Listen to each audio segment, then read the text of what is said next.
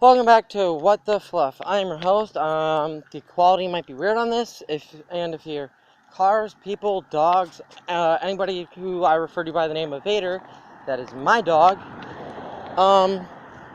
Please do not worry, and that's just because I'm making this episode on the go, which I will be making a lot of episodes on the go, which means I don't have like a set mic set up.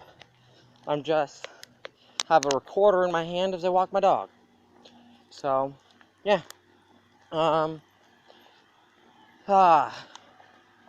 So I recently found out that, sorry, I'm walking by somebody who's about to be leaving. So I recently found out that my boyfriend is somewhat of a noofer. Now, a lot of people will call me a noofer just because I am young, and I've only been in this fandom 6 to 8 years now. So I guess I'm still new, but I'm not like new to the fandom. Like I know the lingo, I know the words I know the lingo, I know stuff about the fandom that, if you're a noofer, would make your hair tingle. And not in a good way, but not in a bad way either. Depends on how you look at it. But I'm going to be making a few episodes here, an episode or two, where I talk about some of the need-to-know lingo. This is going to be the safe episode. The next episode of Lingo, please, it is for a mature audience. If I can't stop you from listening, but I can warn you. And I want you to know with that episode, the fandom is not all this. This is a minority that has or does or does or do anything like this. So yeah, so don't think, oh, every furry is like this. No, that is just what, every fandom is gonna have its bad things. All of it. But more on that in the next episode. Hey, I'm going to go over some of the common terms that a lot of you might know, and this might just be review, and some semi-uncommon terms that you may or may not know. So, I guess I just start off with commissions. Commissions is not a furry term. It is an art term. But it doesn't literally, commission is when somebody does something for you that it's when you have somebody do something for you. Like, if I commission art, I'm paying somebody to make me art in the way that I want it. So, if I commission my fursona, I'm going to an artist, and I'm going, hey, you do art for $20. Here's $20. I would like you to make my fursona, let's say, sitting in a chair reading a book by a fire. And then they draw that, and I pay them for it, and I commission them for that art. Common term. Apparently some people don't know it, and I'm going over it. So, now, a term that, if you don't know this, you have clearly only been in this fandom for about 5 minutes, if that. Fursuit. Now, it's kind of self-explanatory, but not really. Well, it really is. So a fursuit is literally a suit of fur that someone wears as a costume out to, like, conventions or to, sometimes you'll see them take walks, but it's something that they had commissioned. Now, fursuits can be quite expensive. And the people who make fursuits are true craftsmen. A fursuit is not something that just comes off the assembly line. It takes time, effort. They have to get the materials. They have to sew it together. They have to find the seams for the tails. They got to stuff it right, make it right. It's customized to fit you. It's not a one-size-fits-all type of shirt. It's something that, you send them your dimensions. You send them the ref sheet of your fursona or the character that you are having made. They make it, they send to you, and they can range several $100 to several $1,000. Depends on your color, your height, how big you are, you know. If you have wide shoulders, it's got to get wider shoulders. If you have a really big stomach, they got to make a really big stomach, you know. So, and fur is usually, I'm pretty sure, bought by the foot, unless you're buying a whole roll, which is, you know, some crafters do. But these, and I want to know right now, don't go and say, oh, fursuit crafting is easy. It is not. If you ask a fursuit maker how hard it is, they'll be honest. It is terrifyingly hard. Especially because, well, they're making it for someone and they want it to be right. They want it to be perfect. They're putting their time, soul, and energy into this. So don't disrespect a fursuit maker. And if they make you a fursuit and there's something wrong, don't be mean and don't go tell everybody. Just be like, hey, something's wrong. Could you fix this? And I can tell you right now, most any fursuit crafter will be like, sure, anything to help you, if you're nice to them, you know? But shut up, birds! Sorry. Birds are ruining my podcast. So I was gonna go here because it's normally quiet, and it's not. Freaking birds. Oh, better leave it. So let's keep going. So yeah, fursuits, there you'll see what people wear to cons. They're fluffy, they're soft. See a fursuiter? Don't just go up, and by the way, a fursuiter is someone who wears the fursuit. Don't be weird and you see a fursuiter and just run up and hug them. Please go up to them, be like, hey, can I get a hug? Don't be that person who just, oh, I'm gonna hug you, you know. Crazy stuff. Probably they feel like they're being attacked by a random person. Ask them. They will usually say yes, because guess what? Fursuiters are huggers. They love to give hugs. Ask their name, you know, take a picture. But yes, fursuit crafting is hard. But if you're furry, you're probably gonna end up wanting fursuit. So make sure you find a good crafter. And buying especially, don't go to like the biggest, most popular crafter all the time. You know, they may be great, but also try to support some newer, younger crafters who aren't so popular. Because for a lot of fursuit makers, that's their only income. You know, some of them do it on the side, but a lot of them do that as their main job. And for those newer crafters, it's those people who start getting fursuits from them and who go and say, I got a fursuit from this person. It looks amazing. You know, that really helps them. So help them because they're furries and we're part of a community. Okay? That's the big thing. Be part of the community, you know. So I do have another fursuit term here. And by the way, if you are hearing this, it means I got it right and my memory is correct. If you are not hearing this, it means that, well, I scrapped it because I said a word wrong. I am pretty sure it's digigrade, which is, remember correctly, is really digitigrade, but everybody says it digigrade. What does that mean? Well, digigrade, or digitigrade, as it is properly called if I remember correctly, is when you put padding around like the legs and whatnot to make it seem more animal-like. Or they might put padding to make that kind of look like a backwards knee, but it's really padding around the thighs to make them more animal-like. So, you know, you have non-digigrade where it just looks like a suit they're wearing. Or you have digigrade where it looks like they got like animal legs, you know? So, it does cost more money to get, usually, it costs more money to get a digitigrade fursuit, but they look pretty cool. But when you are getting a fursuit, they usually need your dimensions. They might ask for, I'm pretty sure it is duct tape dummy. Now, I don't know I know what that is, and I don't know how to explain it, but it's basically where it's literally a dummy of yourself that's duct taped with stuff. I don't know. If you really want to know, there's a podcast called Straight from the Muzzle, where they talk about it.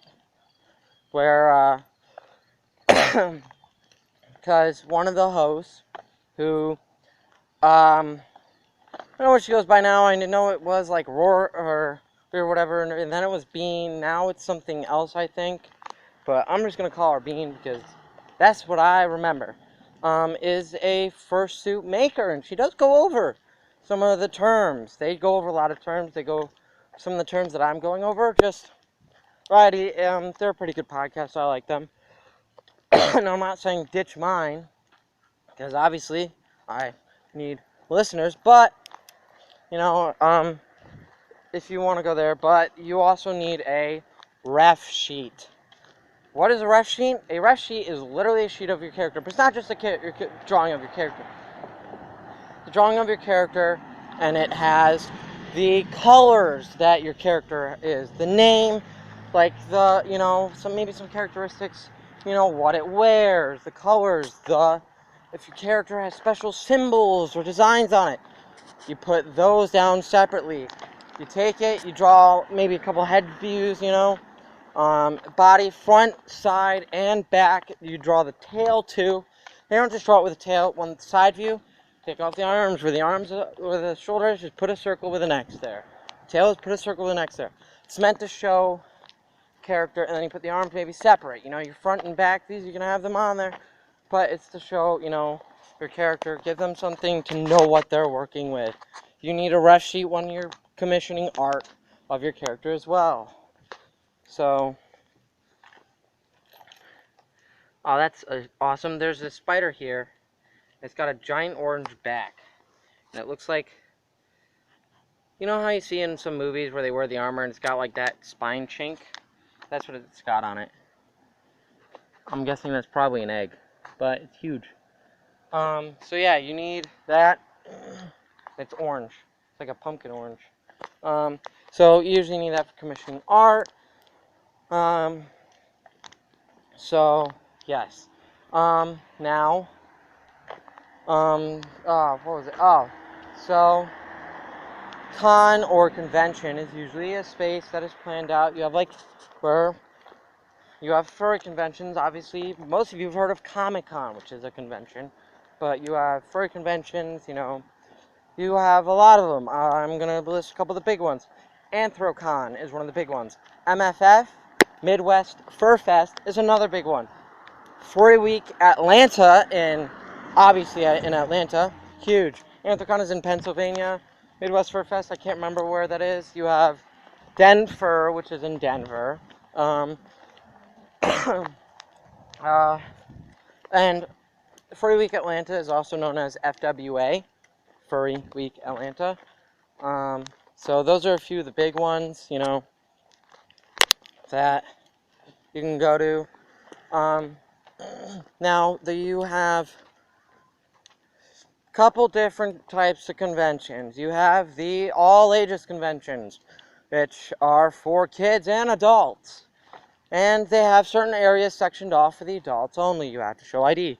You have the kids-friendly conventions where there is no sectioned off adult areas. You can go as an adult, but it's a place where kids can go, you know, and, you know, you have to watch what you say. You can be pulled out if you are inappropriate. They don't sell alcohol in there, you know. And you have your, you know, rarely you have an all-adult convention where you have to show ID at the door to prove that you're adult. So usually you have alcohol on site, along with special types of art being sold, which I will cover in the other episode that I told you about in the beginning of this one. So, yes. So you have that. Now, there are, you have different species, and you have two types of species in art. Well, three. You have closed species. Species that you need specific permission from the creator to make. Open species. Actually, four types of species. Well, for making open species are species that you can just make and you don't need anybody's permission. Semi-closed are species that you can make, but there are guidelines and there are certain things that you can't do without express permission from the creator. But then when you're making species, you have two types of species. You have, well, three.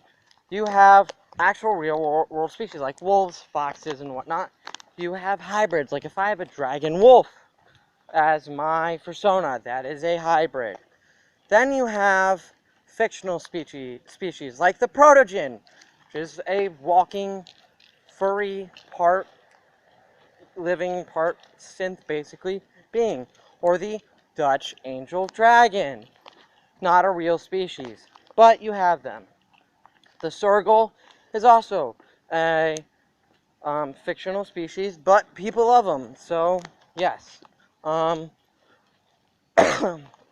That's what you have, you know. So, and a hybrid doesn't just have to be like, ooh, dragon wolf. If I want, I could make my persona be a dragon wolf peacock parrot if I really want to. 4 different species, but it's a hybrid and I can do what I want. So, yes. So there is that. Now what else is there? Let me think. Oh, conventions, you can buy a crap ton of stuff. Support the artists. A lot of artists, especially the little time artists, the little league artists, you know, it's artists who are new and, you know, who may not have thousands upon billions of reviews, but who have only been doing art for a few years and maybe have a couple people buy their stuff. But it looks amazing. Get it. Support them. These people need your support. I cannot stress that enough. But just these people, some people do this as this is their only option to make money. And we all know in the real world you can't survive without cash, so support them. I cannot stress that. Especially the ones who aren't the big shots, because they're not big shots. They're not like everybody knows who this is. You know what I mean? Like, now of course the name slips me. I was gonna list some like big hot shot artists and fursuit maker, and I can't think of them now.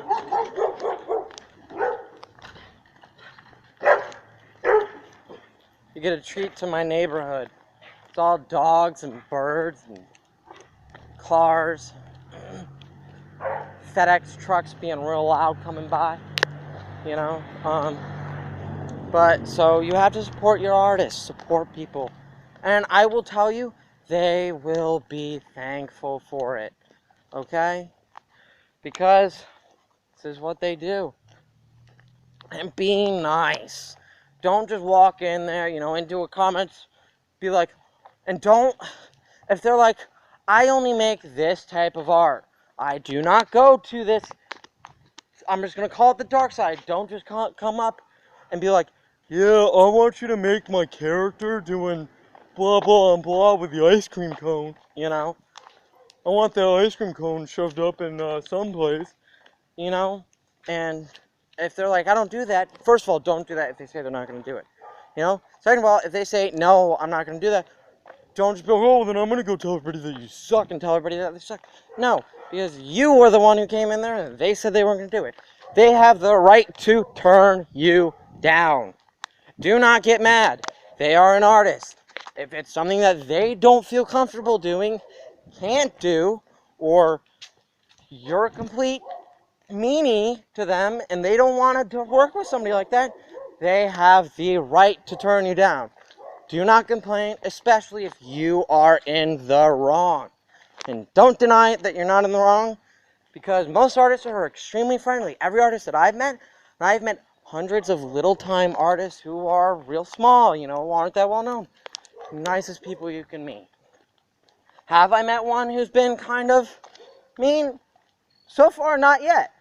The closest I got was somebody who ended up, was kind of mean, but then apologized later on because they were like, I'm sorry, I've been, you know, I've been working really hard, And, you know, they were like, I've been working really hard on art, and I'm really stressed because money's tight, and I've been running a bit slower because I got, like, family problems going on, so I've had people pull out. That I understand that. Also, if you're paying somebody to do your art, and it goes a little bit off schedule, they're working. They have to balance art with other things. Don't be like, and pull out after they've put all this work into it, because that sucks for them. I know this is meant to be about, like, the lingo and whatnot, but this is all stuff that you should know. Like, not, okay, this is their income, this is how they make their money. So, 3 things you know. Be nice. And be nice, respect the artist and their work, okay? Don't pull out, you know, in the middle of them doing it, you know, or at the end, or even at the beginning, you know, and for the love of God, just be chill with them. You don't need to come in here looking for a fight or all riled up. Just be kind, be chill, you know, and work with them, okay? If you want an update, be like, hey, can I have an update on how this is going? And they'll send you a watermarked photo of how it's going, because they're not just going to send you the right photo so you can steal it, but so you can see, and they'll give you updates. And fursuit makers will do that too. They will be like, hey, this is how it's going, you know? Just work with the artist. And if they clearly say they're not making that kind of art, don't walk in there and be like, you're going to make this, okay? You know? And if they do a really, really good job, let people know. So that way they can get more people coming to them. So that way they can get out there. Because what's an artist's dream? To make it out there, you know? What do they want? They want to be able to have people come to them to make art. So that way they can make other people happy. Not all artists are just about the money. They want to make people happy, you know? Because having your character drawn is special, and they know that. And artists are special too, because not everybody can make it out to be an artist. We all may think, ooh, we're big shot artists, you know? Oh, another thing, don't steal work. Don't have them make you something and be like, I made this. No, they made it. Do not steal their work at all, okay? I know that almost all of us are guilty for that. I can't say that I'm not. I've done that once, a long time ago. Mistake. You know, don't do it. Don't steal art. Do not. That is bad. That's a big no-no. So, yeah, support your artists, you know. There are lots of different types of art too, you know, abstract, fine art, line art, no lines, black line, you know, shaded, body, head. You have head, half, body, full, or, you know, and also the artist gets to set the price. They can price whatever the heck they want. Do you think there's something wrong with their price? Well, just go for somebody else then. Be like, hey, you can say, hey, your price is a little bit too high, you know, but, you know, maybe you should consider lowering it in a nice way, but it's up to them, okay? So, yeah. Now, how many dogs are there in my neighborhood? A lot, apparently. So yeah. I know that was probably a really long rant on fursuit. Here's an artist, but it's something that I feel strongly about, and it's something that a lot of people feel strongly about, and I'm literally tired of hearing people, you know, throwing artists under the bus and being mean to them, you know, and I'm tired finding artists and having them melt down to me. No, I'm not saying that I'm like, oh, don't melt down. I'm here for people when they need it. If you need to talk to me. I'm here for that, okay? But it makes me mad when I hear an artist be like, yeah, I started making a piece. I told him it'd take a month. I'm almost done with it.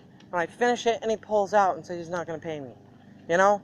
And then, or them dealing with people who are just complete jerks, and then go out there, be a jerk, and then call the artist a jerk and go out there, you know? It's not right. Okay, if I commission an artist something, you know what I do when they do it? You know what I'm going to do when they do a really good job? I'm going to go to the world and I'm going to say, hey, get art from this artist. They do an amazing job. They're good. They're honest. They did it in good time or whatnot, you know? I'm going to tell people that because I'm nice.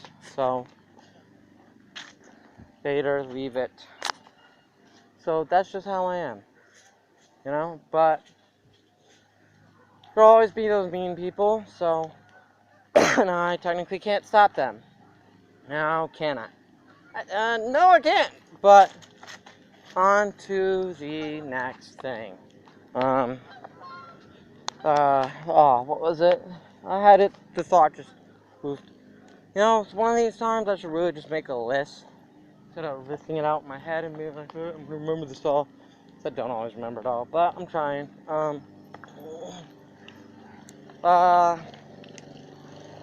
Now, there's this thing called a fur pile. What is that? Imagine a football. I don't know if you ever watched football when they tackle and pile up onto each other. Sort of like that, but with fursuiters. Do not start a fur pile. Okay? Not everybody likes being in a fur pile. Also, they can be dangerous because it's a bunch of people in fursuits and those can get pretty hot. That was my thought. So, warnings about wearing a fursuit. Oh, wait, before I say that, there are several types of fursuit. You have a full suit, which is a full suit. Head to toe in fursuit. Then you have a partial. Partial is not a full suit. They're usually worn with like shirts, pants, but you got your head, your hands, maybe some arms, short sleeves, and sometimes feet, not always, but not a full suit. Some people can't wear full suits, so they wear partials because they overheat. Partials are nice because you're not in a literal encasing of fur, so to overheat, so you don't have to worry about that. But in a full suit, they can get hot. Now, I recommend, there are vests you can get. I can't remember the name of this certain vest that I found that is really well reviewed. I will find it. I will put it in another episode. But there are cooling vests you can wear, but they get hot. So a lot of conventions have back rooms for fursuiters only, you know, so you can take your head off and cool down. But if you're in the middle of if you're in the middle, I don't care if there are kids around, and you feel like you're going to pass out from heat, I don't care if you're breaking the magic. Breaking the magic is what it's called when you take off your head or something and show that you're a human underneath. Okay? Do it because your safety comes first. It gets hot, and I cannot stress this enough how hot it gets. But you can technically die in a fursuit. Has it happened? I don't know, but you're wearing fur. Now, fur obviously is warm. It's like wearing a really heavy winter jacket over your entire body, but not in the winter. So, be careful. Stay hydrated. Okay? There are places at conventions where they have drinks, big drinks with these huge straws for you to slip in through the fursuit mouth. If you have an open mouth fursuit, it's usually a hole for you to drink water through, you know. But make sure you stay hydrated because we don't need you passing out and having a problem. Okay? Be careful. Okay?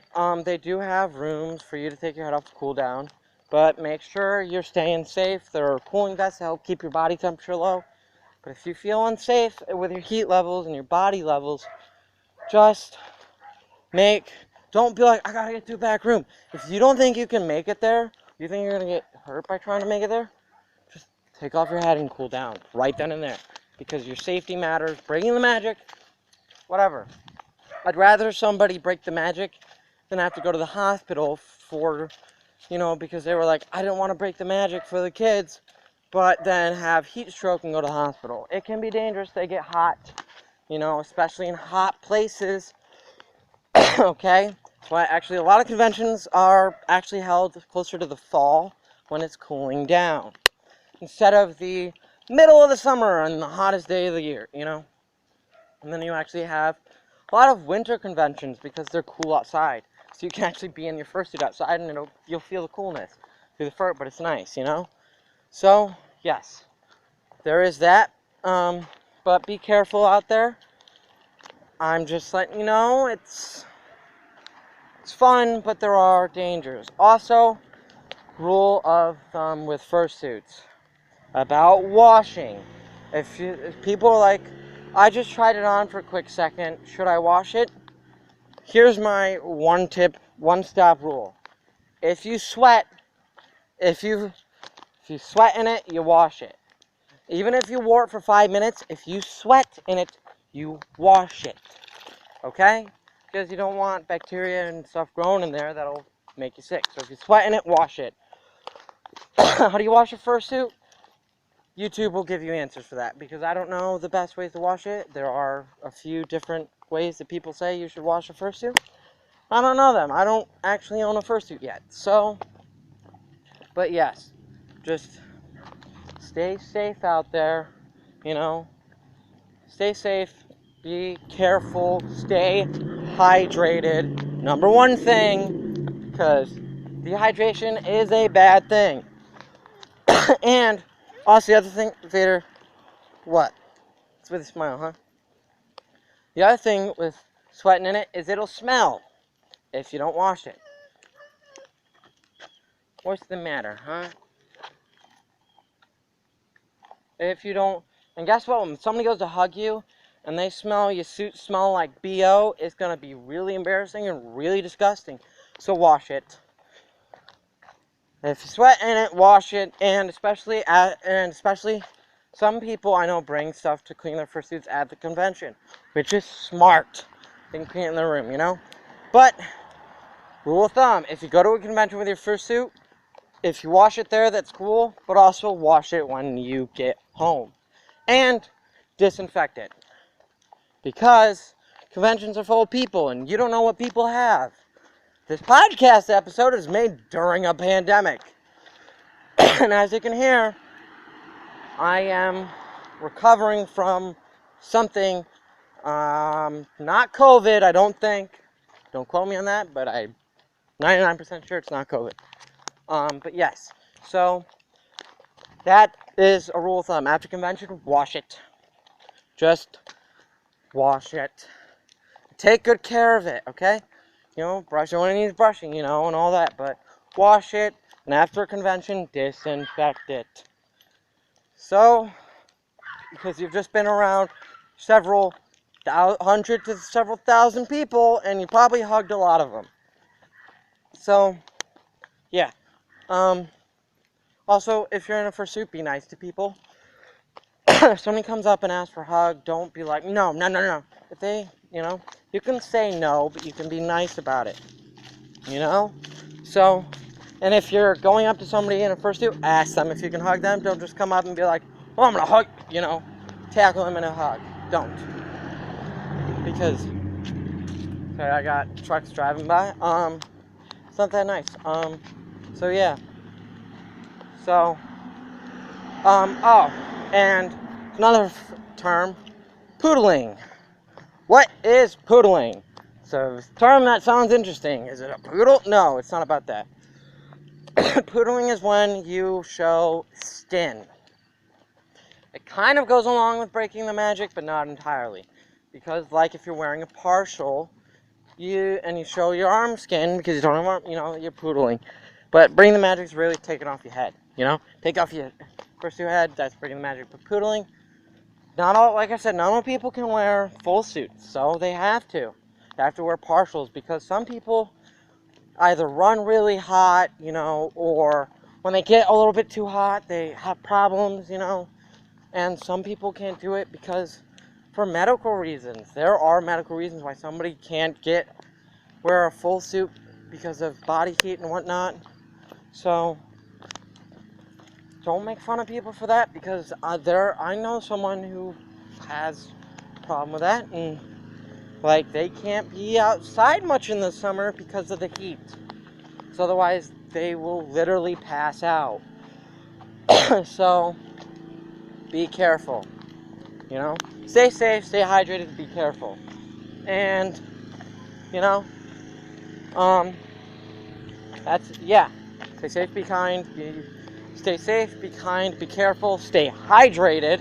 Number one rule, stay hydrated. I know there's somebody mowing, but I gotta, turn around another direction, but I've gotta go this way. So,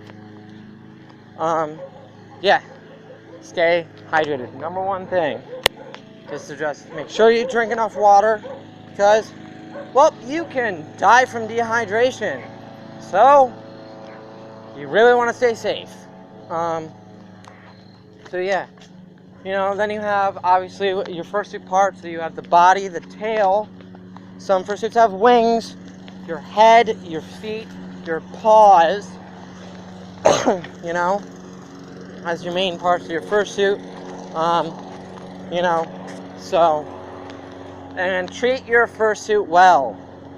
They can be damaged. Especially, I don't know what it is with a thing where people decide to take the fursuit head and kick it. See how durable it is? That's really dumb. The fursuit head is made of foam with fur on it. Don't kick it. Foam dents. You're gonna ruin the thing that somebody just spent days on for you. You just paid somebody to do. Yeah, really dumb. So, yeah. Don't do that. Just don't. And for the love of God, don't purposely run be mean to your suit. And no, suits are not usually machine and dryer washable. So yes, they take a bit of care. Don't just shove it in the washer or dryer. That is a very bad idea. Fursuit care 101. Do not shove it in the washer or dryer. Fursuit care 102. Do not kick your fursuit head or any foam part of your fursuit. Fursuit 103. Take good care of it and wash it and disinfect it after cons. That's about all you need to know. 3 things you really need to know. Those are the 3 important things. Don't wash it. Don't mistreat it. And don't wash it in machines. Take care of it. And make sure you clean it properly and often. Okay? So there. If you ever need something fixed, you can call up the maker and be like, hey, you made me a fursuit a while back. I've had it for about 2 years now. Maybe it's the years are fraying a little bit. Could you redo it? And they'll be like, yeah, you pay me money and I'll redo it for you, So, take good care of it. That's all I can really say is, it might seem like a lot, and I'm passionate about this because I want you to do this right, but yes. So, take care of it. There's some of your furry lingo, and stay safe, stay hydrated, and make sure that you're not over here being a meanie to people. Now, I have to go.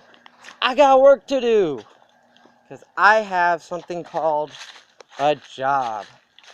So, have a good day. Please tell your friends about the podcast. Get people here and listen to it. Listen to as much as you want. Listen to the previous episodes. Stay tuned for the next episodes and my random posting rate, because I just do these when I can. And please, apologize for all the background noise, but enjoy your day, and I'm out.